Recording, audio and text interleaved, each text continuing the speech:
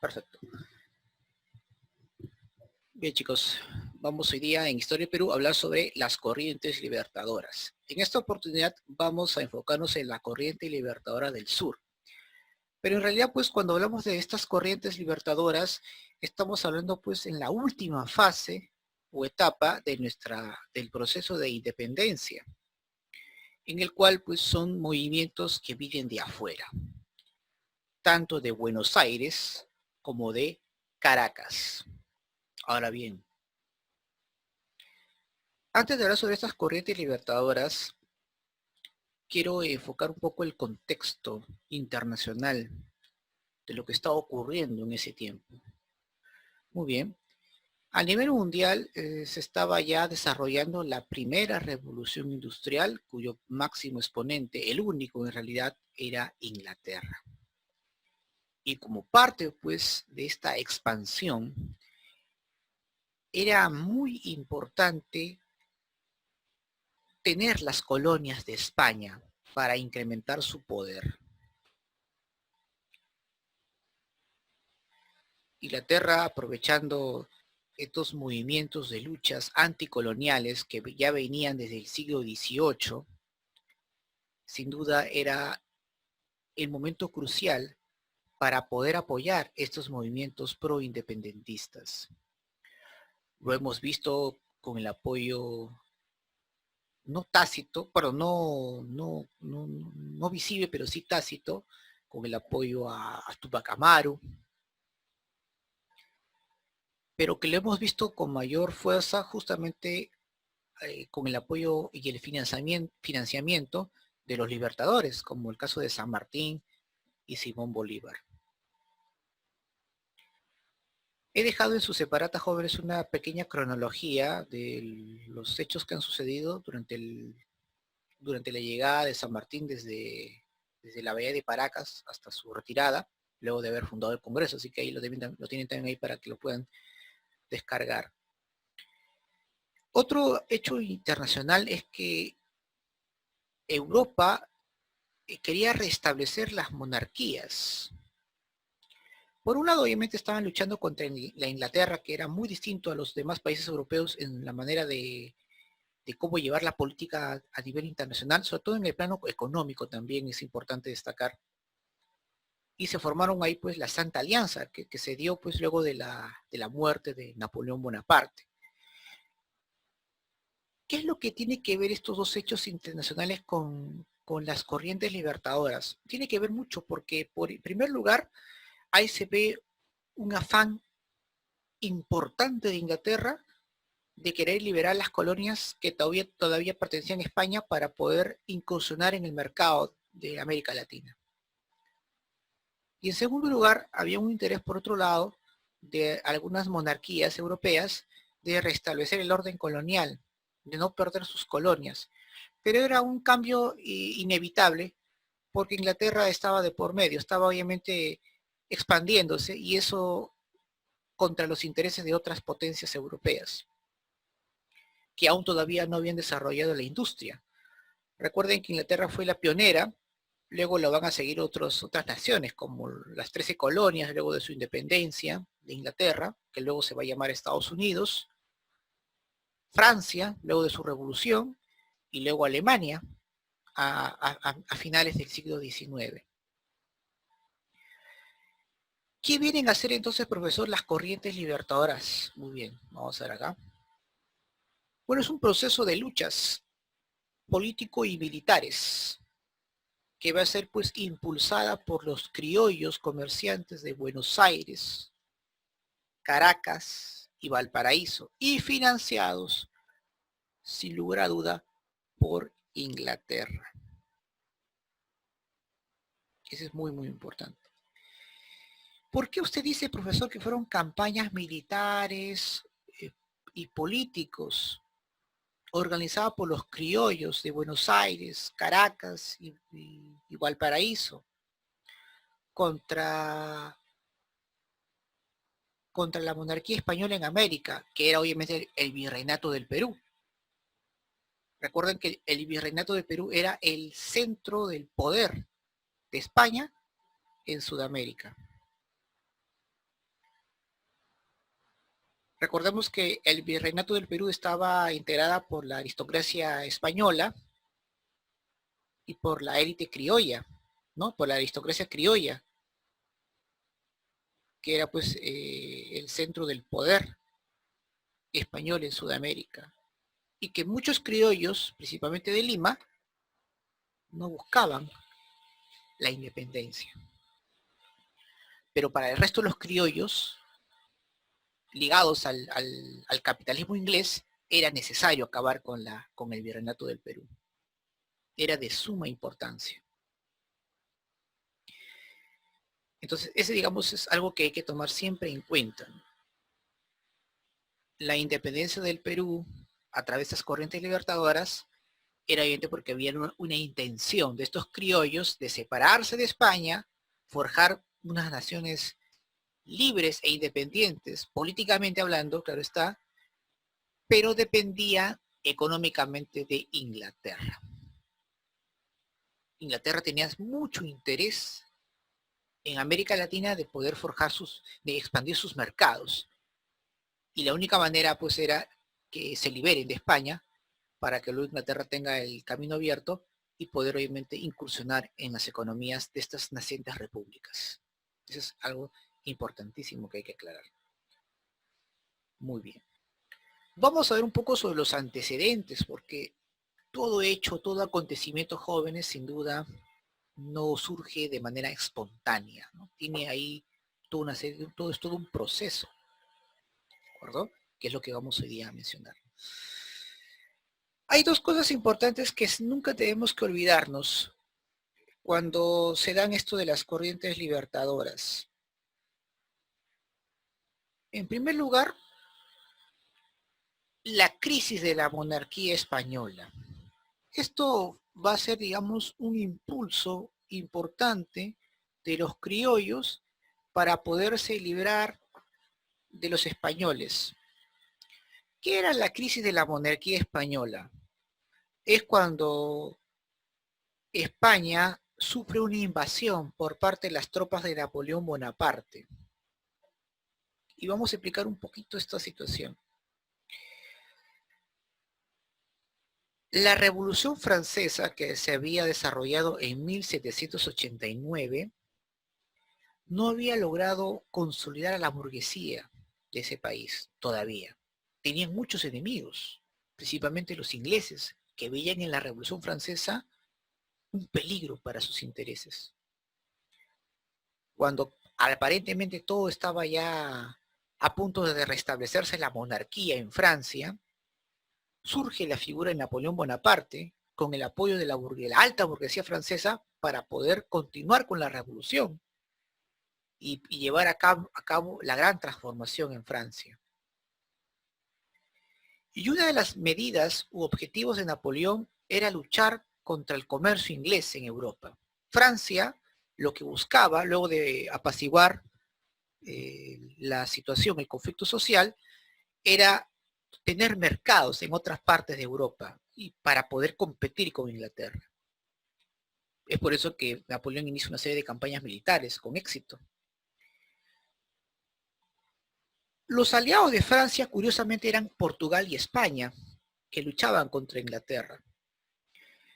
Pero la presión de Inglaterra frente a estos países que acabo de mencionar era mucho mayor, tanto que incluso el propio Portugal no tuvo otra opción que adherirse a los intereses comerciales de Inglaterra. Napoleón, obviamente, al enterarse de esa situación, decide invadir Portugal. Para ello pidió permiso a España para poder invadir Portugal. España acepta. Napoleón toma Portugal, pero de paso también toma el control de España. Ahí pues el rey Fernando VII va a ser capturado y producto de esa captura se produce un amotinamiento tremendo, ¿no? El famoso motín de Aranjuez, donde la población española, principalmente los conservadores y muchos liberales, claro está, van a manifestarse en contra de esta situación. Sobre todo porque Napoleón decide imponer como rey de España a su hermano, a José I Bonaparte, más conocido como Pepe Botellas, por su afición al trago. Ahora bien, muchos dirán, profesor, ¿y por qué hace esto Napoleón? Claro, a veces lo vemos como una manera anecdótica o una imposición, ¿no? Y ya pues Napoleón invade Portugal y de paso España. En realidad, pues acá hay un trasfondo mucho más grande que hay que analizarlo. Les había comentado que Inglaterra tenía mucho interés en América Latina. Muy bien, pero no es el único. Francia también había puesto sus ojos en América Latina. Inglaterra por mucho tiempo había financiado movimientos independentistas en todo lo que es México, Centroamérica y otras partes del subcontinente, ¿no? De Sudamérica. Entonces, Francia también quería tener un acercamiento con los países de América Latina. Es por eso que toma España. ¿Qué es lo que buscaba Napoleón o la alta burguesía burguesa? No se sabe si todo el sector de la alta burguesía burguesa o una parte, pero lo destacado es que Napoleón lo que buscaba era tomar España, poner un rey, en este caso su hermano por ser de mucha confianza, por eso que lo coloca a él como rey, no a otro, y poder a través de ello acercarse a América Latina, decir a los criollos, señores, conversemos. España ha sido cruel con ustedes, no les ha dado la oportunidad, conmigo lo tendrán. O sea, lo que buscaba era eso, Napoleón, tratar de tener un acercamiento con América Latina y que más bien descarten todo contacto con los ingleses, porque era una competencia entre Inglaterra y Francia, primero por el control de Europa y luego por la intervención en América Latina. No por algo, pues, los franceses tuvieron un monarca en México, Maximilian. No por algo los franceses querían tener cierto predominio en nuestra región, porque eso es lo que buscaban, ¿no? Competir con Inglaterra en ese asunto. Y es por eso que toma España. No lo toma pues porque se le ocurrió, porque ya que está en España, de paso lo voy a invadir. No, en realidad ya todo estaba preparado, ¿no? Lo que buscaba era tomar España y negociar con los criollos de América Latina.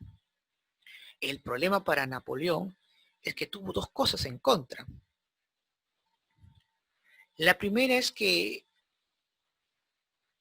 muchos criollos, mal que bien, sobre todo del virreinato del Perú, tenían cierta lealtad a la corona española,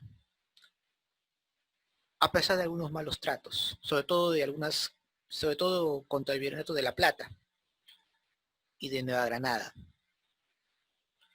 El otro problema era que muchos criollos ya tenían lazos comerciales desde mucho tiempo atrás con los ingleses.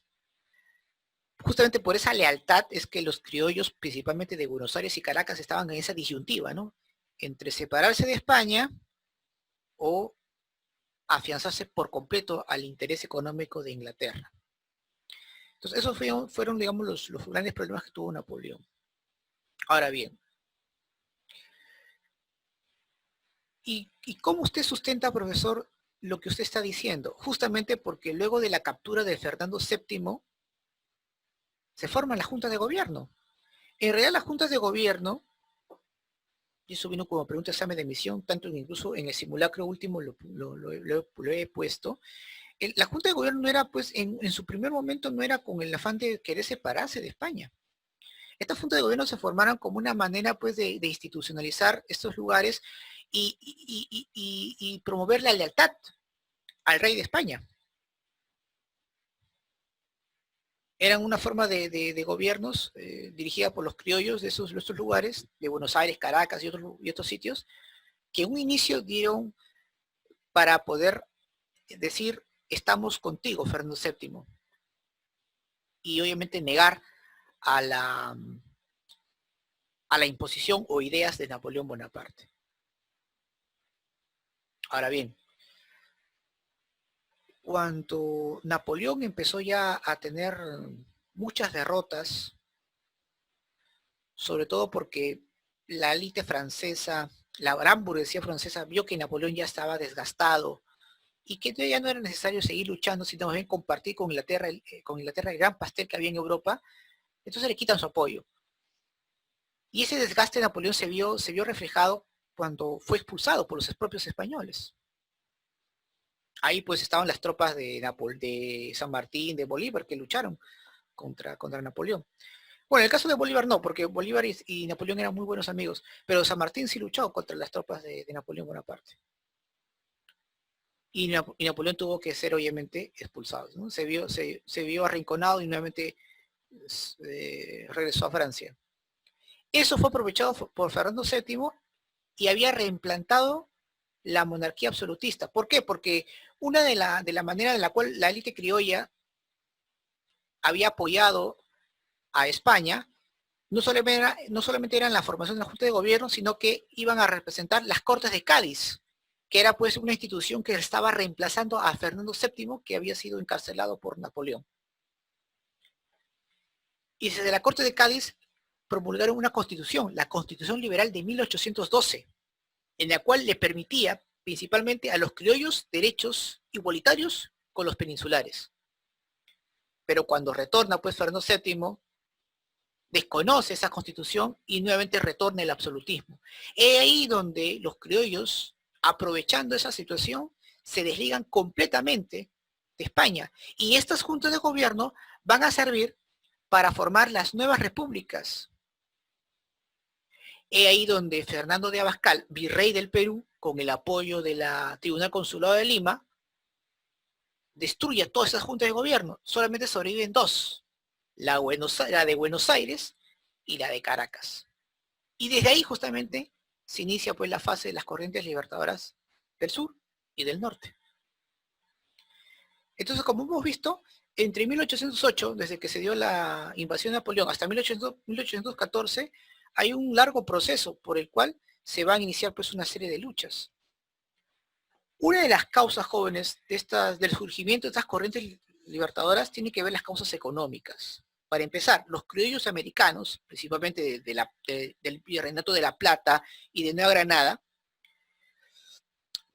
que mantenían muy buenas relaciones comerciales con Inglaterra, buscaban romper su relación política con España para poder consolidar su relación económica comercial con el capitalismo inglés, terminando así con el monopolio que España ejercía. En el ámbito social, la población indígena y los esclavos en su mayoría que estaban siendo explotados en las haciendas, participaron.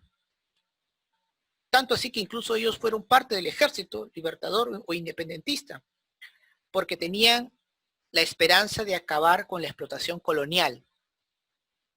En el ámbito político, los criollos americanos buscaban establecer gobiernos republicanos para reemplazar a los virreinatos y capitanías. Las élites criollas lucharon para poder separarse de España y así poder organizar sus propios estados, donde ellos puedan constituir una clase dirigente y gobernante, obviamente para sus propios intereses, claro está. Ahora, en el ámbito ideológico, hubo pues una influencia de la Ilustración, claro está. Los criollos pues conspiraron contra el dominio español en muchas reuniones clandestinas. Aquí, por ejemplo, en el Perú hubo estas conspiraciones, ¿no? En el Convictorio San Carlos, por ejemplo. Por eso que aquí van a surgir muchas logias, que es una especie de sociedades secretas, que obviamente inspirados pues en las logias que había en Inglaterra, claro está. En estas logias pues se van a desarrollar proyectos políticos que se van a plasmar pues en los futuros gobiernos republicanos de Sudamérica. Ahora, tales proyectos estuvieron inspirados pues en la idea de la Ilustración, de la soberanía basada pues en la voluntad de la nación. Pero obviamente sabemos pues que solamente es un elemento subjetivo. En realidad pues aquí las élites son las que van a tomar el control total, sobre todo con las nuevas formas o instituciones que van a implementar luego de haber nacido estas repúblicas. Ahora, las principales logias criollas fueron, por ejemplo, la Gran Logia Americana, integrada por Francisco de Miranda, por ejemplo, y Simón Bolívar, que obviamente va a estar ubicada en Inglaterra. Y tenemos acá la Logia Lautaro, dirigida por don José de San Martín, ubicada en la Argentina. Don José de San Martín tenía pues mucho acercamiento junto con Bolívar, con los intereses sin duda, del capitalismo inglés. Tanto incluso que los ingleses financiaron sus campañas militares, ¿eh? Por si acaso, eso es importante también destacar.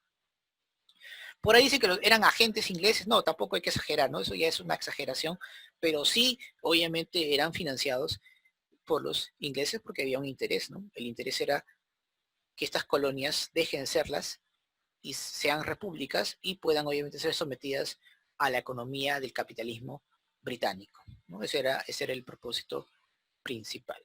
Muy bien. Vamos entonces, luego de ver un poco los antecedentes, jóvenes, vamos a hablar un poco sobre la corriente libertadora del sur. Empecemos que el líder de esta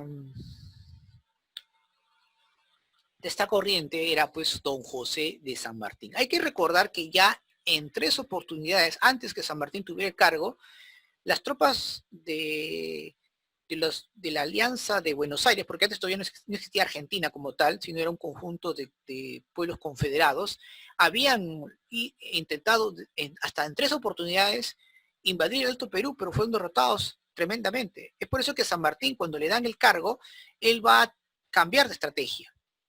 Él decide que ahora la manera de poder incursionar en el Perú es destruir el virreinato de adentro hacia afuera. Muchos dirán, profesor, ¿y eso qué significa? Muy bien. Una de las mejores tácticas, jóvenes, para poder destruir a un enemigo aparentemente invencible es buscar sus puntos débiles. A través de esos puntos débiles, poder obviamente empezar a destruir sus cimientos, el pilar. Recordemos que el virreinato de Perú tenía 2 pilares importantes.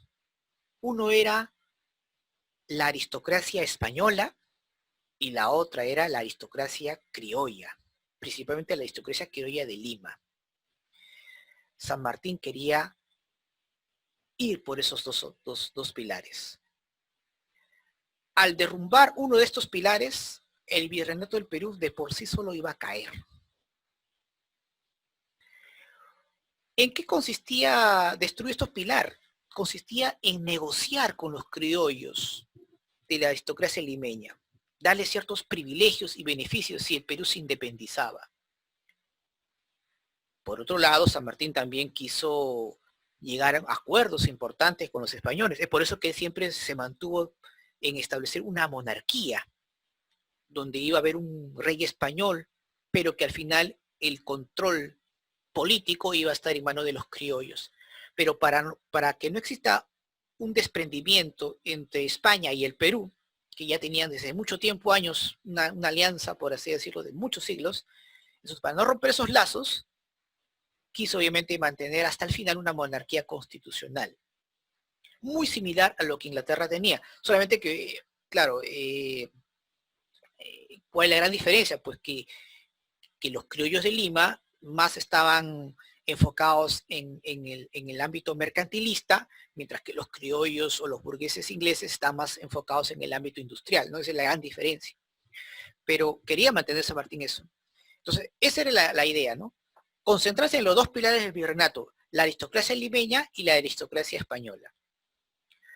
Pero para que eso pueda darse, primero era necesario acabar con las tropas españolas en la Capitanía de Chile, por eso que incursiona militarmente en Chile. La primera incursión militar hacia Chile fue financiada principalmente por las tropas argentinas, o sea, por las autoridades de la Confederación Argentina, por el pueblo argentino.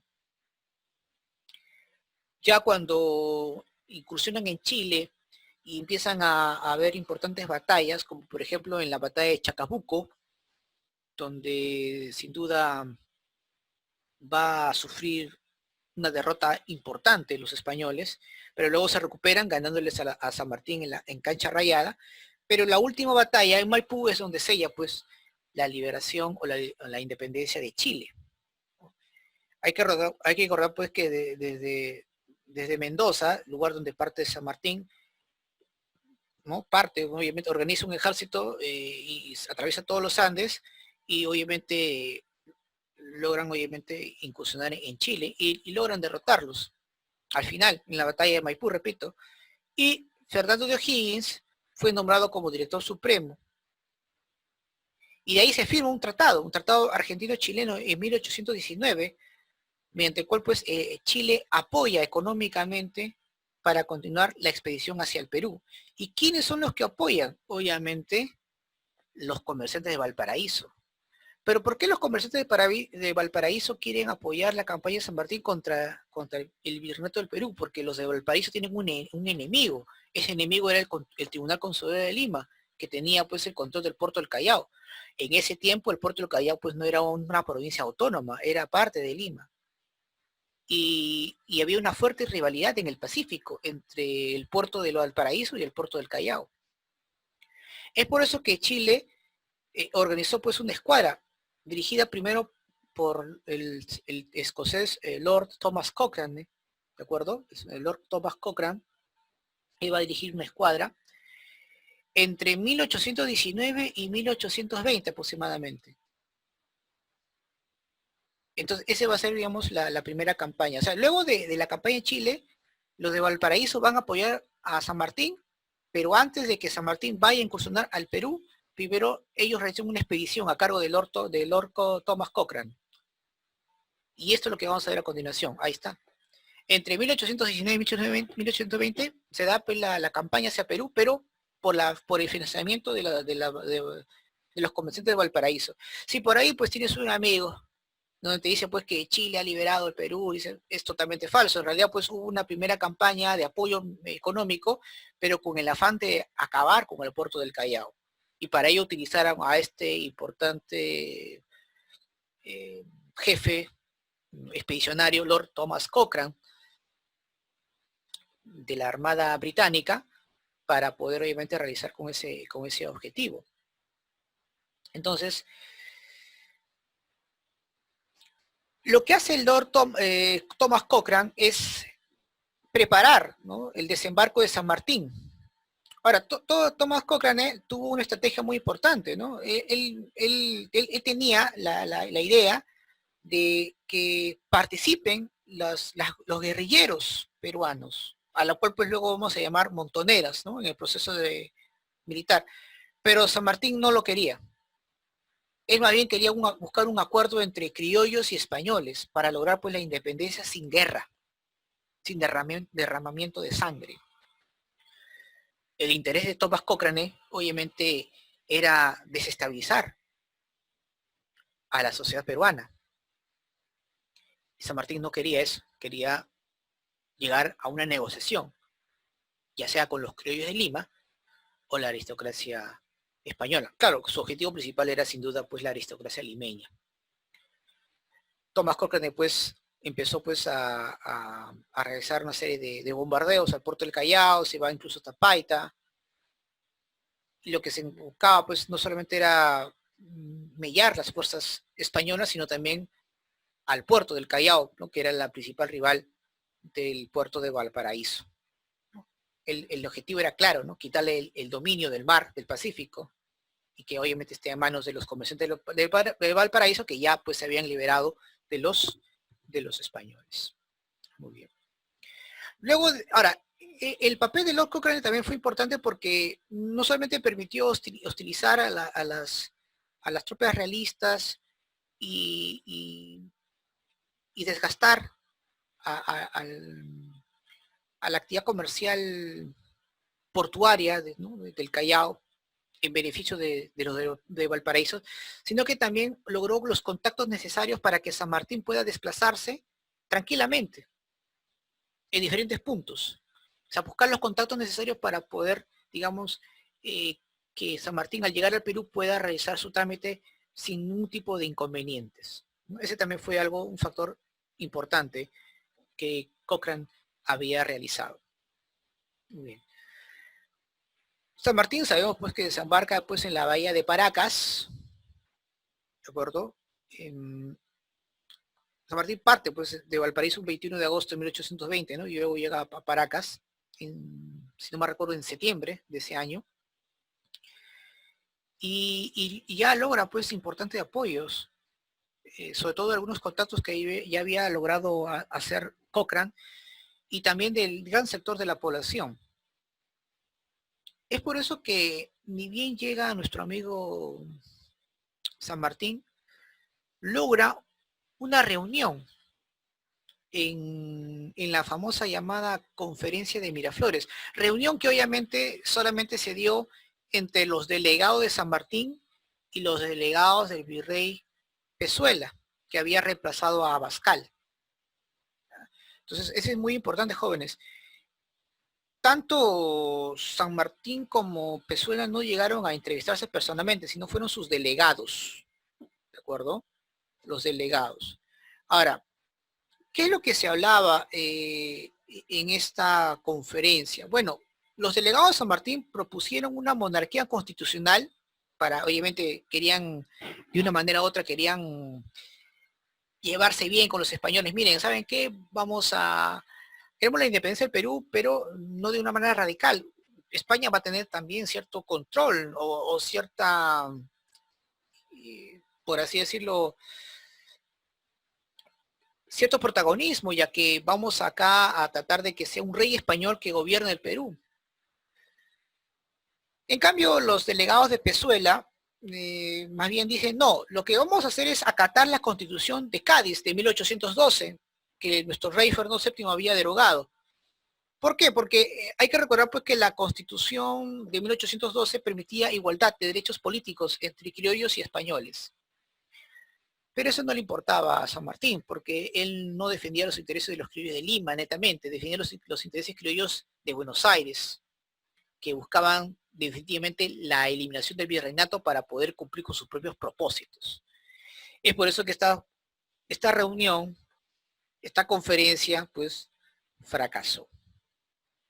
No fue aceptada ni por las autoridades virreinales ni por los delegados de San Martín. Ahora, San Martín no optó por acciones militares enviando una división a cargo de Álvarez de Arenales en los Andes centrales. Ahora,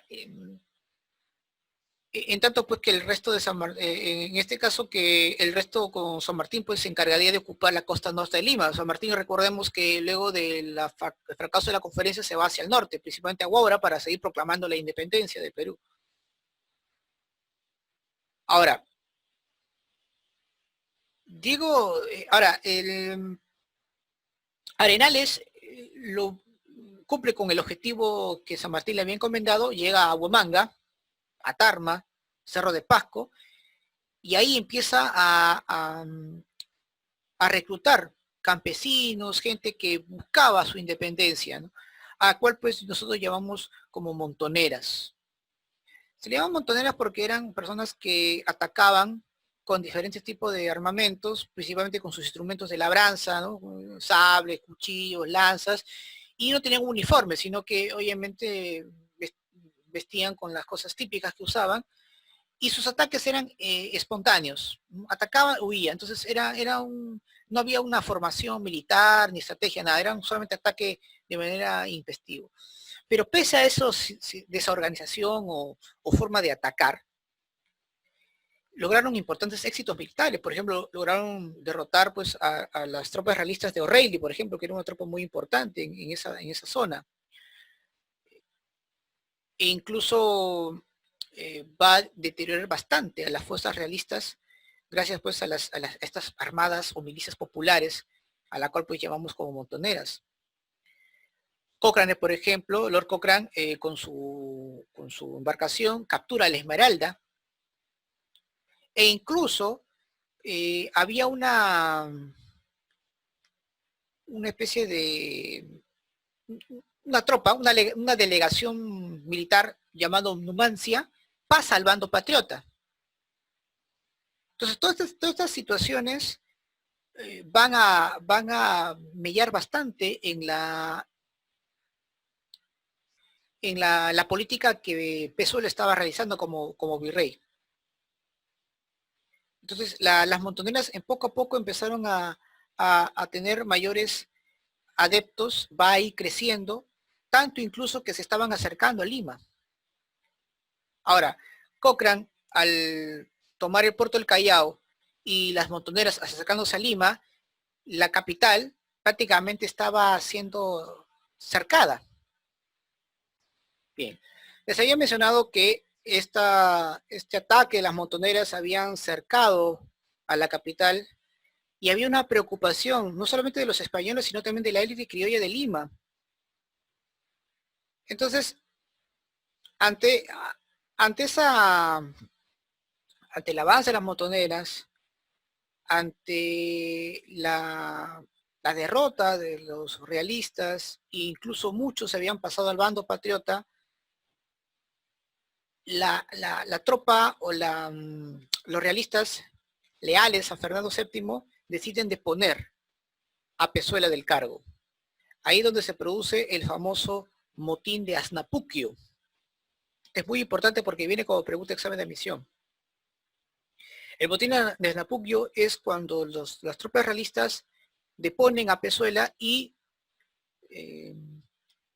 colocan como nuevo virrey a el señor José de la Cerda. Y va a ser el propio José de la Serna que va a tratar de realizar una entrevista con don José de San Martín, la famosa conferencia de Punchauca. ¿Ya? San Martín propone dejar a cargo el Perú a la Serna hasta el establecimiento de la monarquía, ¿no? El virrey la Serna pues mantiene el fidelismo a la Constitución de Cádiz. Bueno, en este caso pues al ver pues que no se llega tampoco a un acuerdo, entonces San Martín opta por continuar su viaje hacia el norte. Entonces ese es también algo que también es importante mencionar. Ahora,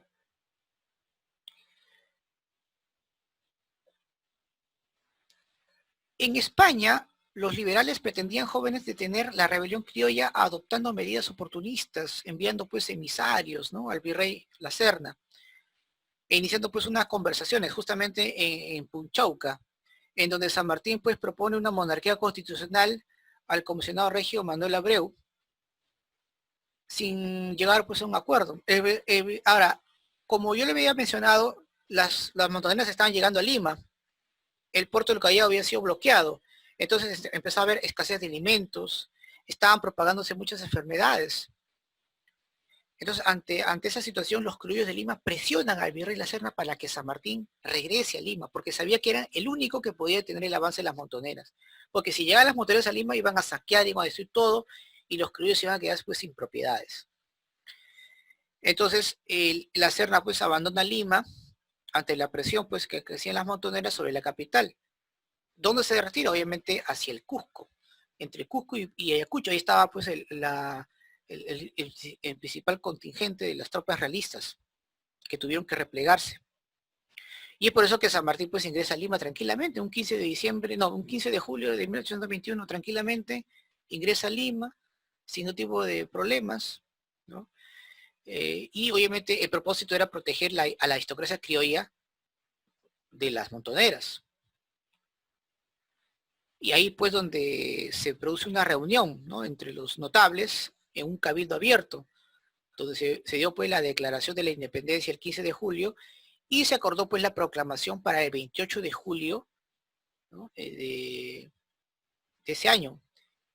Se produjo pues justamente una especie de ambiente festivo con presencia de peninsulares y aristócratas criollos que, repito, no buscaban la independencia, pero que tenían que hacerlo, porque si no podían ser incluso reprimidos, porque San Martín tenía consigo gente que era muy, por así decirlo, hostigadora, como por ejemplo Monteagudo, que exaltaba bastante el tema de la violencia y ellos no tenían reparo en agredir a aquellos que estaban en contra de la independencia de Perú. Entonces sí o sí, muchos de ellos que estaban ese día en la Plaza Mayor tenían que aceptar la proclamación, quieran o no. Justamente aquí vamos a ver. Ahora, entre 1821 y 1822 se produce lo que es el protectorado, y durante su protectorado van a producirse una serie de hechos importantes. Una de ellas es sin duda pues la declaración y la proclamación de la independencia del Perú. Ahora, muchos dicen, profesor, ¿y por qué se proclamó un 28 de julio de 1821 si ya sabemos que en Huaura ya se había proclamado? Un año antes, el propio Cochrane también lo había, en Paita lo había proclamado la independencia. ¿Por qué se escogió el 28 de julio de 1821? Bueno, hay una razón fundamental y lo vemos en el cuadro. Ahí, como ustedes pueden apreciar, están, digamos, los más importantes representantes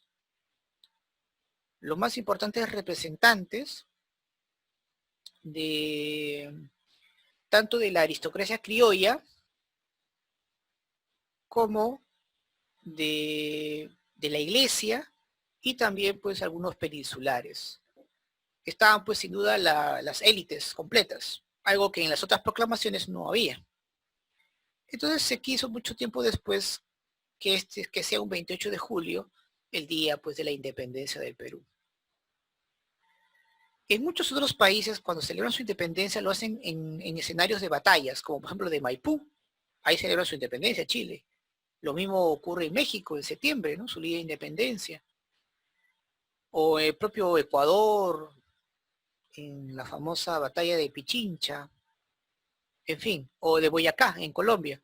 Pero aquí no, porque aquí debería más bien ser en 1824, ¿no? Cuando derrotamos a los españoles en la batalla de Ayacucho, pero no se dio el caso. Aquí más que todo fue por la proclamación donde estaban aquí las instituciones más importantes de lo que otrora fue el virreinato del Perú.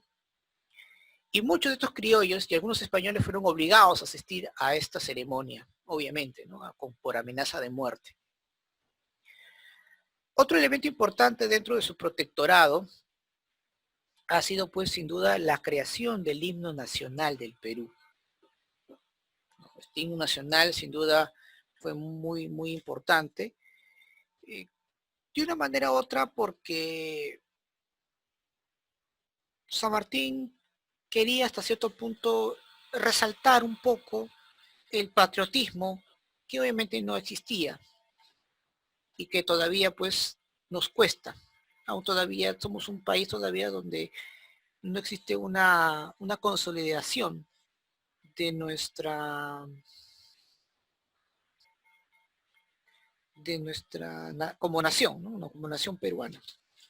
Entonces ahí pues salen como vencedores en este concurso que había realizado San Martín, el himno nacional del Perú, ¿no? A cargo de Bernardo Alcedo y Torres Ugarte, y cantada por primera vez por la soprano Rosa Merino en el Teatro de Lima.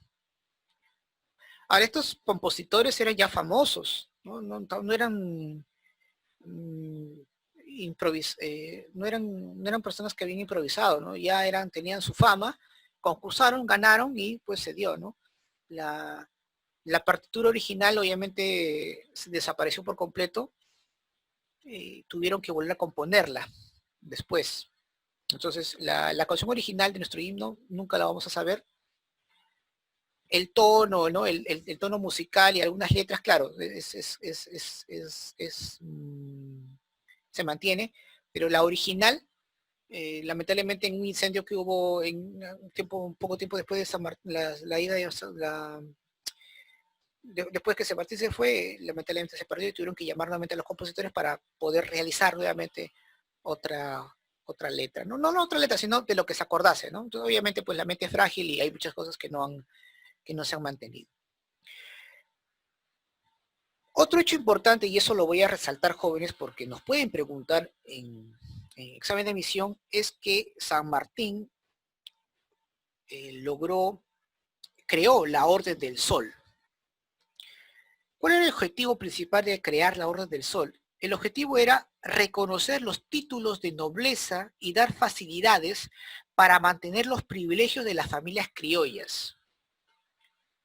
Con estos títulos, obviamente, era imposible que ante de repente una rebelión o una sublevación del pueblo pueda tomar posesión de estos patrimonios y la élite de esta manera poder reclamar. Ese era el propósito. Recuerden que San Martín lo que buscaba era defender los intereses de las grandes familias de Lima, con el objetivo de que acepten la independencia del Perú. Hoy en día, pues, la Orden del Sol se le da pues a las personas más destacadas, ¿no? En la cual el presidente de la República le otorga. Pero su propósito inicial fue eso, ¿no? Defender los patrimonios de la élite criolla de Lima. También otorgó lo que es la ley de vientres, ley que obviamente en la práctica nunca se dio. ¿Pero en qué consiste la ley de vientres? Por el cual pues se reconocía la libertad limitada de los esclavos a partir del 28 de julio de 1821. Pero hay que recordar pues que la esclavitud no termina, la esclavitud incluso se prolonga hasta la presidencia de Ramón Castilla, allá por 1845, o sea, estamos hablando de mucho tiempo después todavía. Esto se dio tanto la ley de vientres como la abolición del tributo indígena y lamita, que fue momentánea, fue más que todo para ganarse el cariño de la gente. Una medida populista, obviamente. Otro hecho importante que también nos pueden preguntar es que durante su protectorado creó la Sociedad Patriótica para la difusión de los principios de la monarquía constitucional, ¿no? Que es lo que realmente San Martín buscaba. ¿Por qué? Porque muchos criollos no veían con buenos ojos esta forma de gobierno, porque decían, pues, ¿cómo es posible que si vamos a independizarnos otra vez volvamos a una monarquía, ¿no? Entonces, muchos criollos no estaban de acuerdo con esta postura de don José de San Martín.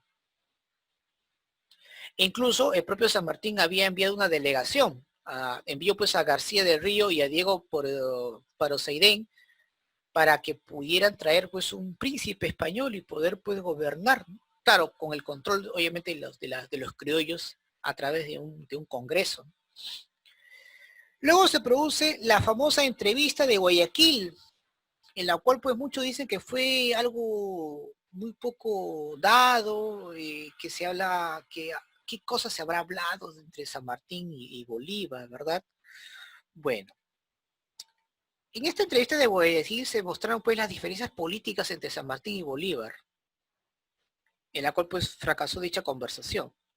Pero miren, si nosotros ponemos en el contexto del ámbito político, diríamos lo siguiente, ¿no? San Martín, de hecho, solicitaba un apoyo político militar porque sabía que ya no tenía el respaldo de la Argentina, tampoco de los comerciantes de Valparaíso, porque no consiguieron con su propósito, que era desestabilizar el Perú. Y la única manera, pues, para poder finalizar su misión era conseguir un apoyo más grande de la que él tenía. Y el único apoyo más grande que la que él tuvo fue, sin duda, la de Simón Bolívar. Entonces, San Martín había buscado un apoyo político-militar a Bolívar para sus planes monárquicos en el Perú. Bolívar obviamente rechaza el pedido de San Martín y se opone a sus proyectos políticos, buscando pues establecer una república, más bien. E incluso San Martín sabía de que Bolívar era una persona muy astuta, entonces quiso llegar a una reunión en Guayaquil. ¿Y por qué Guayaquil? Porque aparentemente era un campo neutral, porque todavía no estaba a ciencia cierta si Guayaquil era territorio peruano o todavía pertenecía a Nueva Granada, que luego se va a convertir en la Gran Colombia. Obviamente por razones geográficas y lazos comerciales, Guayaquil estaba más por el lado del Perú. Incluso Guayaquil para muchos criollos era territorio peruano. Pero Bolívar, pues astuto como siempre, se adelantó a esa situación y había colocado todas sus tropas en Guayaquil. Es más, en una anécdota interesante, cuando San Martín es recibido por Bolívar, este personaje pues alza los brazos y le dice a San Martín, bienvenido a tierras colombianas, le dice, ¿no? Y San Martín pues mirando a los costados, viendo las tropas colombianas, pues ya se enteró, ya desde ahí pues supo pues que Bolívar pues había ganado la partida, pues, ¿no? Entonces San Martín también era una persona inteligente, entonces sabía que Bolívar era muy astuto políticamente, ¿no?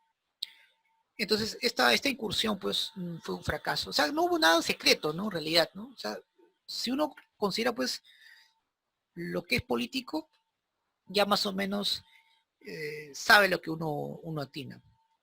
Porque el propósito de San Martín era pues una colaboración de las tropas de Bolívar contra los españoles para derrotarlos acá en lo que todavía era el Perú, el virreinato del Perú, lo cual obviamente significaba pues decidir quién mandaría, o Bolívar o San Martín, o un tercero. Obviamente Bolívar, quería protagonismo.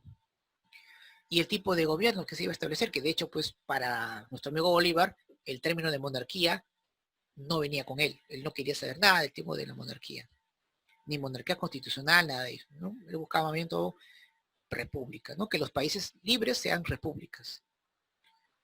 Y bueno, la tercera medida que San Martín quería conversar con Bolívar era pues cuáles serían los límites entre los nuevos estados independientes, ¿no? Los límites fronterizos de los antiguos virreinatos. En este caso Guayaquil, ¿a quién iba a pertenecer? ¿A Perú o a la Gran Colombia? Entonces ahí estaba un poco esa situación, ¿no?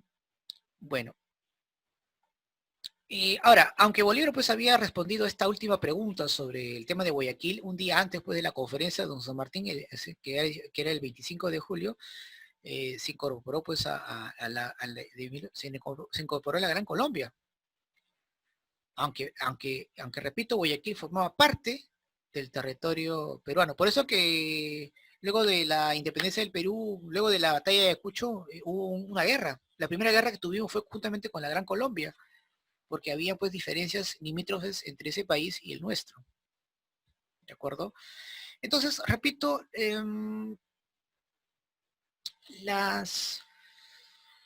lo que se conversó, de hecho, fueron por razones netamente políticas y militares, en la cual habían intereses uno por otro, y no se dio, por eso es que fracasó este tipo de entrevista. Si bien es cierto, en este caso, igual Bolívar sí envió tropas a San Martín para ayudarlo, pero no toda su fuerza para poder derrotar a los españoles. El problema que San Martín pues decide pues dejar las cosas claras en el Perú para luego retirarse. Es por eso que ya al finalizar, San Martín pues en 1823 forma un Congreso Constituyente.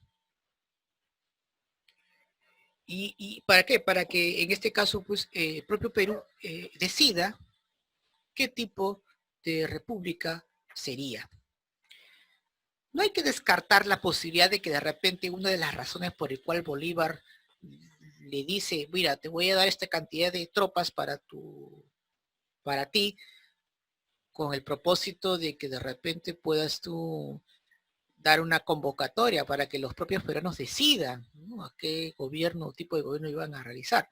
Podría ser también el caso, porque hay que recordar que desde un inicio San Martín estaba obsesionado con una monarquía constitucional, pero que luego obviamente no fue el caso. Muy bien. Ahora, tras la convocatoria de un Congreso Constituyente, nuestro amigo San Martín se retira. Se va primero a Argentina y luego a Francia, donde obviamente va a ser muy golpeado por sus propios compatriotas. Por eso que se retira a Francia. Y muere ahí. Después de años, pues lo van a repatriar, ¿no?, su cuerpo a la Argentina. Pero es muy importante, ¿no? El primer Congreso peruano. ¿Quiénes lo integraban? Bueno, era un poder legislativo establecido por San Martín y luego se fue del Perú, con el objetivo pues de garantizar el proceso de independencia mediante un Estado criollo independiente de España. Hay que recordar que el primer presidente del Congreso, y eso apúntelo por favor porque nos pueden preguntar, es este señor, Francisco Javier Luna Pizarro, cuyo tendencia era liberal. En el Congreso jóvenes van a estar integrados juristas, comerciantes poderosos, abogados, juristas, ¿no?, magistrados, médicos y también eclesiásticos, como el propio Javier Luna Pizarro. Pero al margen de los que han compuesto el Congreso Constituyente, eran que habían dos grupos, se habían formado dos bandos, conservadores y liberales. Aquí quien va a predominar en este primer Congreso Constituyente van a ser los liberales, que buscaban la república. El propio Javier Luna Pizarro era liberal. Entonces, los integrantes, repito, eran las élites criollas, en la cual pues buscaban garantizar sus intereses económicos y políticos, participando pues en un Estado republicano.